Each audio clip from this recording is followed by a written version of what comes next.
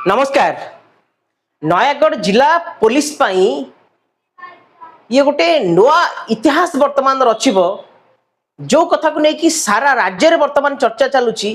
विशेषकर नयागढ़ जिले रे जिलावासी ये अत्यंत निंदनीय घटना एवं लज्जाजनक घटना।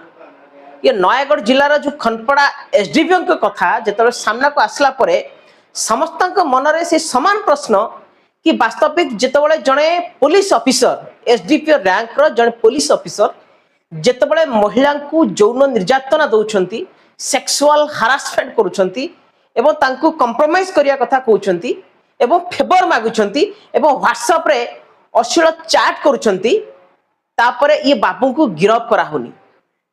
ये देखंतु नयागढ़ जिला पुलिस प्रशासन ये जानी सुनी कि निज गोड़े वर्तमान कुराड़ी मारी सारी। अब ये नयागढ़ जिलावासी केबे भी हेले वर्तमान क्षमा देवेनी।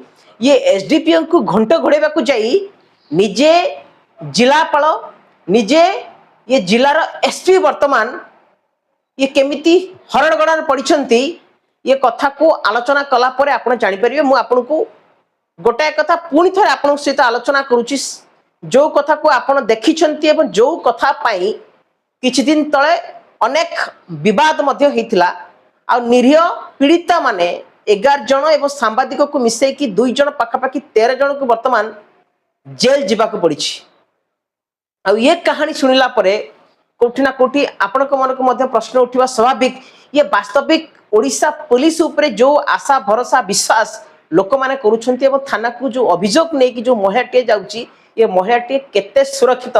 ये जो खनपड़ा एसडीपीओ मदन मोहन प्रधान कर जो कहानी वर्तमान सामना को आसी एवं जो कलंकित कहानी समस्ते राज्यवासी देखुछंती एवं जो कलंकित कहानी को घंट घोड़िया को वर्तमान एसपी जिला प्रशासन एवं एडिशनल एसपी जो सुभाष पंडा रही जो नेतृत्व दिया जाइछि तांकु केमिति खसई दबा पय उद्यम करा जाउछि यही कथा को आज आमे आलोचना करिबा एवं आपण माने ही निष्पत्ति नेबे। ये वास्तविक नयागढ़ जिलार जो पुलिस मान कथा वर्तमान सामना को आसुछि सेमान ठारू ये नयागढ़ जिलावासी कौन आशा भरोसा विश्वास करुछंती।